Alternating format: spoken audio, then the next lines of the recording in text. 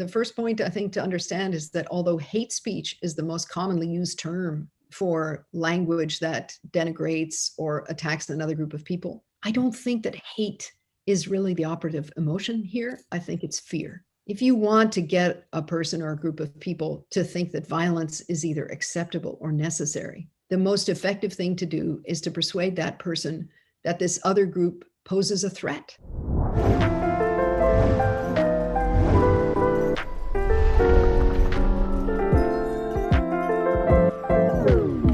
Hi, Susan. Hi, how are you? What is the mission of the Dangerous Speech Project? I founded the Dangerous Speech Project after a piece of serendipity. I was working on an article about international criminal law on incitement to genocide and hate speech. And I happened to look at some of the examples of what malevolent leaders have actually said to their people in the months and years before terrible violence between groups broke out, like genocide or ethnic cleansing. And I was struck at how almost bizarrely similar it is from case to case. That looked to me like an opportunity to try to prevent intergroup violence, which is something that I was already very interested in and that I had tried to work on in different ways. But I realized in the course of this that if you want to prevent something, you should think not only about the something, but about whatever precedes it. So I thought, if there is a particular type of rhetoric that lowers the normal barriers against violence that most humans have at most of the time, then it would be very interesting to understand that. So the original purpose of the Dangerous Speech Project, and to this day, its main purpose, is to find ways of preventing violence between groups of people without causing other harms like infringing on freedom of expression. Hatred online seems to have gotten worse, no? It's interesting. We all have that impression. I do also. It seems that there's more hatred online and that it's worse than it was before. What's curious, though, is that the efforts I know of to investigate that with robust research don't demonstrate it. What has happened is that there are sudden surges of it. That is, in fact, in keeping with my own anecdotal observation. I think that there are sudden spurts of it, like a geyser, in response to specific events, specific news events, and that both the news events and the surges of hatred are very memorable for all of us. And that's what gives us the accurate impression that it's worse. You know, what's a troll? The term troll has been used in so many different ways by now. There are entire books on the topic.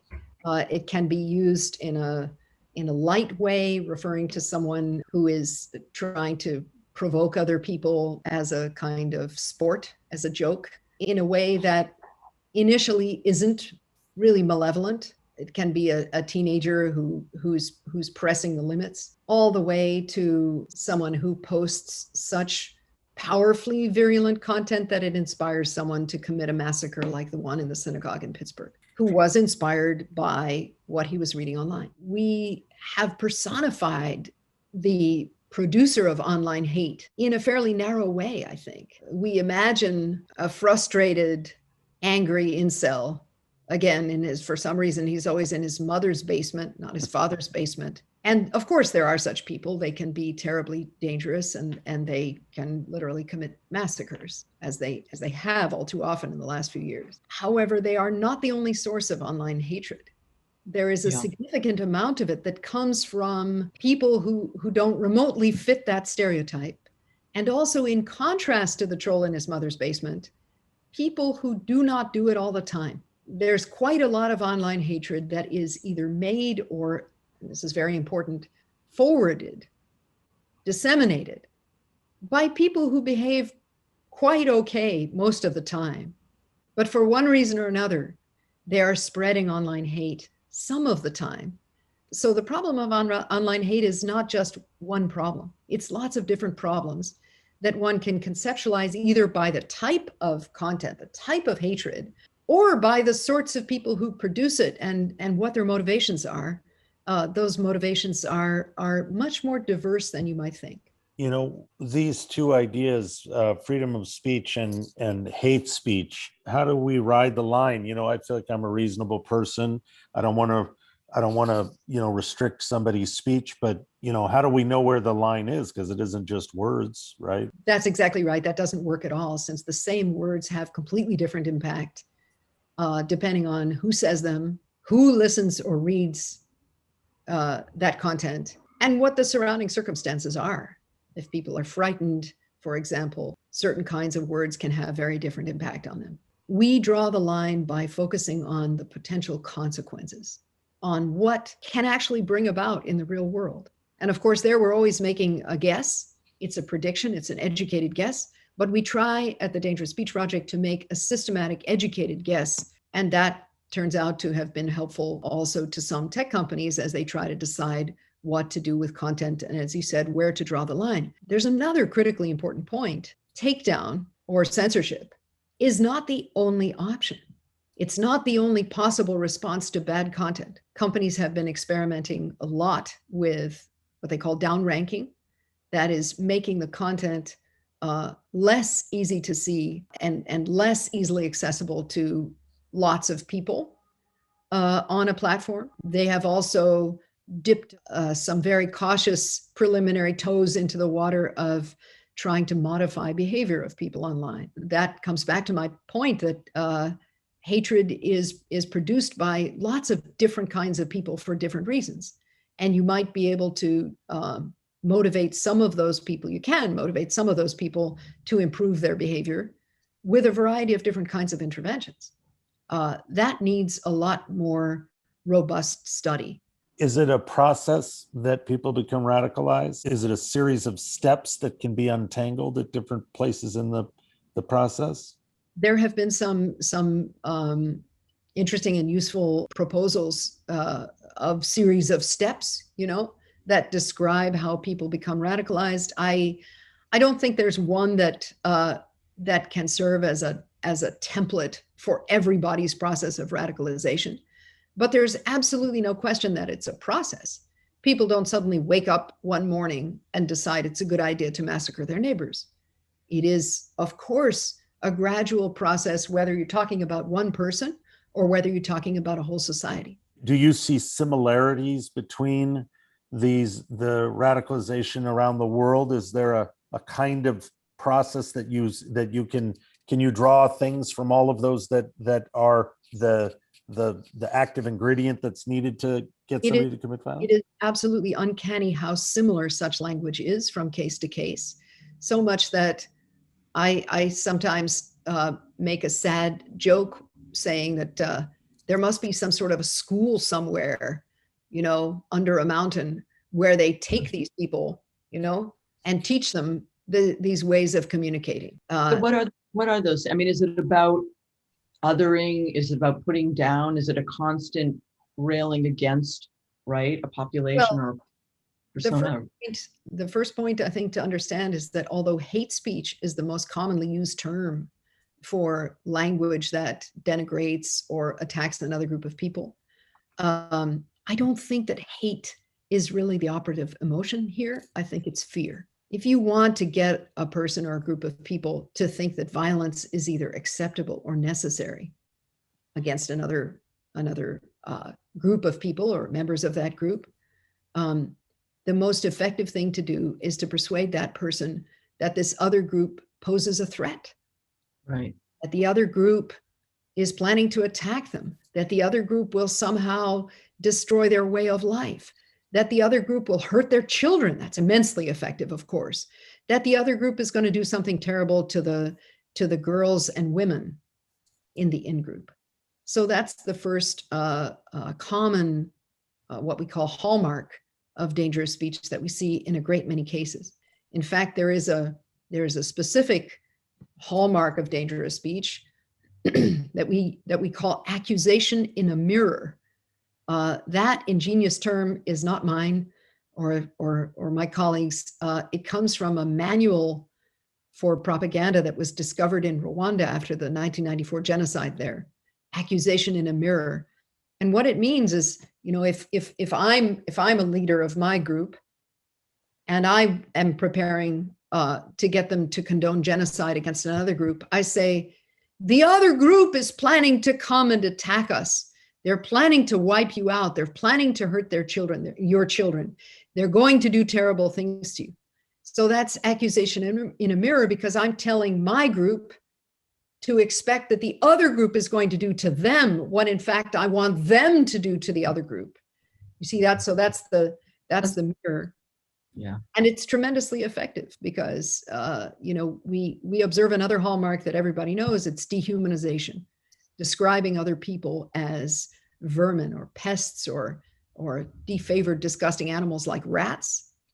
So dehumanization seems to be useful because it makes violence seem acceptable. If you can think of another person as a cockroach or a rat, then you might think it's perfectly fine or even good to get rid of them. After the insurrection in the Capitol, it was almost as if the people, if you just saw the interviews in the immediate aftermath, it really felt like people in a fever dream, thinking that it was necessary to do whatever happened there. What happens that one group gets driven to this action? They have become, as I said, they've become convinced that another group of people poses a mortal threat to them. And of course, that's a very activating kind of belief. If you really feel that you, and especially your family, your kids, are facing annihilation or some other disaster, then you feel that it's not only all right to get up and commit violence, you feel that it's your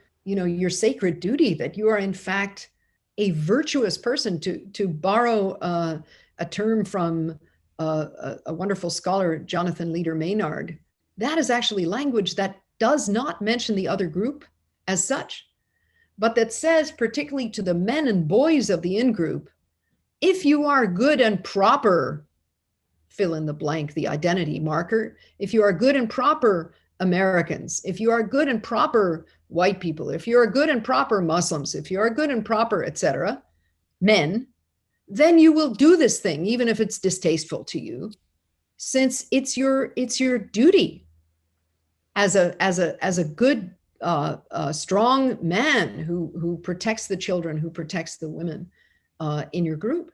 So if you read the so-called manifestos of many of the people who have committed massacres, from Anders Breivik, the Norwegian, on through the Christchurch massacre and the Pittsburgh synagogue, many of those people saw themselves as righteous, proud, virtuous defenders of their own people. But how do you put guardrails around this kind of rhetoric, this kind of speech, in anticipation of what could happen? And also, how do we have laws? Are there laws? I mean, how does the law handle? And what is sort of the line between what you can say and what you can't say? And we have to change how we think about all of this? Well, first of all, laws are very different in different countries. So in the United States, we have our national law is the most speech protective law you can find anywhere in the world. In the United States, for example, hate speech is not illegal under our national constitutional law. On the contrary, it is a constitutionally protected right to speak hate speech, and even to say angry, violent things about other people, online or offline. There are many other countries in which, although hate speech itself is generally not codified in law as such, there are all kinds of laws against forms of speech that attack other people. Online, it's more complicated. Using particularly criminal law to, as you put it, to put guardrails around speech doesn't seem to be terribly effective for a number of reasons. One, it takes a long time to prosecute somebody. Yeah. By the time you do that, their speech has already circulated very, very broadly. It's in the hands of, or the virtual hands of, plenty of other people who aren't being prosecuted at the same time. Just to give you one example, there's a guy called Jacob Malema in South Africa who was prosecuted in court under South Africa's law against hate speech for chanting a song that includes the refrain, kill the Boer, like kill the white South African farmer. He was convicted. And while the judge was reading out the verdict, the news of the verdict traveled out down the hallway of the courtroom from person to person and out the front door of the building where a group of his supporters were standing. They immediately began chanting that same song, although there were police standing next to them. I think law is certainly not the only tool that is needed for proceeding effectively against this kind of content. The platforms, how do you moderate a better discussion on TikTok or Facebook or Instagram, or put how do we challenge them to do better, and then how can they actually do better? Yeah. There are many other possible ways in which the platforms could try to improve behavior, in part, as I said earlier, by focusing on the fact that this is not just one problem, but a variety of different problems. It's like saying, what do we do to cure cancer? And the answer is, you study lots of different kinds of cancers carefully. You try various different interventions, including surgery and radiotherapy and chemotherapy, and you watch what happens. Did it work? On what scale? What proportion of people recovered? That's what's needed to make serious progress against dangerous speech and other forms of harmful content online. Do you see signs that that's happening? Only very early preliminary signs, and most of the companies, if they are doing research, are doing it secretly and hanging on to the findings. That's not very surprising. After all, they are corporations. If you asked car companies to share with the public all of their proprietary information on, how they build cars that are likely to sell better, for example, they would resist. On the other hand, car companies have been required to share a great deal of information on what they're doing to make their cars safer, and what they're failing to do, of course, and have been quite effectively regulated. Cars have become quite a bit safer over the decades since they were first introduced, when, just like the internet, cars were a plaything or an exciting new possession of just a few elites within society. They also did a tremendous amount of damage early on, and gradually there were lots of different innovations that improved the situation. There is something of a collective panic at the moment about all the awful content online, the huge scale of it all, the terrifying speed and scale at which bad content, like any other content, can spread. It is terrifying. I think it's possible that panic can be channeled into a constructive kind of determination to solve the problem, rather than just freak out about it. Why did this problem grab you? You could do so many different things, but what made you focus here? That's a good question that I could answer in a lot of ways. For all kinds of personal reasons, I'm interested in mass violence, and I want to prevent it. I was beginning to work on prosecution of major war criminals through, for example, the United Nations tribunals that were set up after the Bosnian War and the Rwanda genocide. I found it very interesting, and I think it's worthwhile. But I realized that those tribunals can only prosecute a minuscule proportion of the actual perpetrators. It takes them forever. The Yugoslav tribunal continued working for 30 years.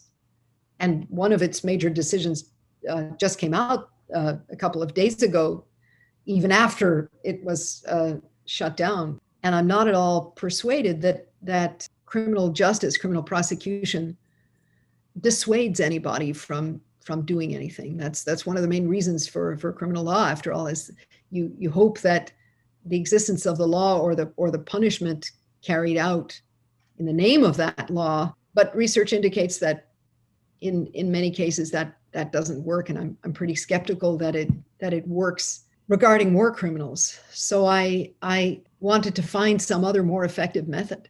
Hatred has been around forever among humans.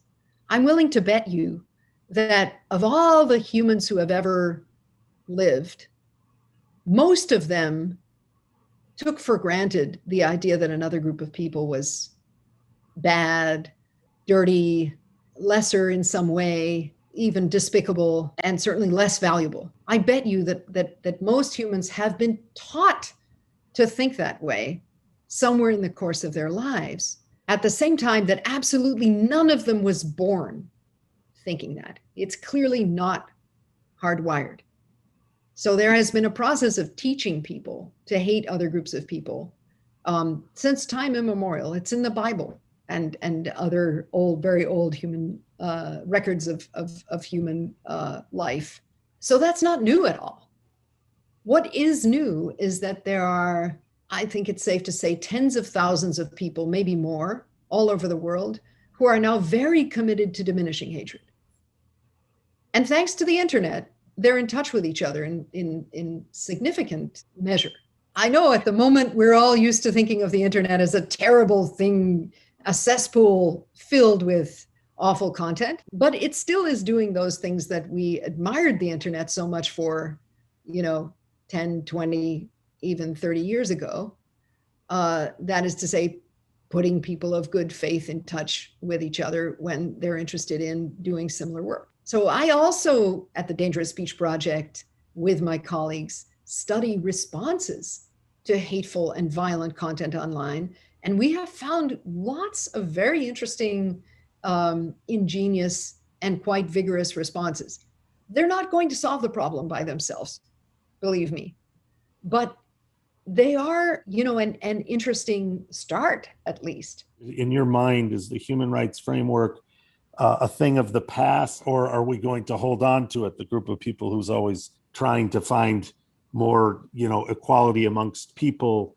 In your mind, is that going backwards, or are we still going to progress towards this ribbon of human rights blowing around the world? We have already progressed a lot in a somewhat analogous way. The great master and scholar and leader of human rights, Thomas Bergenthal, made the very important point that even though millions of people around the world are not yet enjoying their human rights anywhere near as much as we would want and they would want, a huge number of them are now aware of the idea that they have human rights. They think they should have freedom of speech and a right to health and housing and so on. The Universal Declaration of Human Rights, the UDHR, has been translated into more languages than I could possibly name.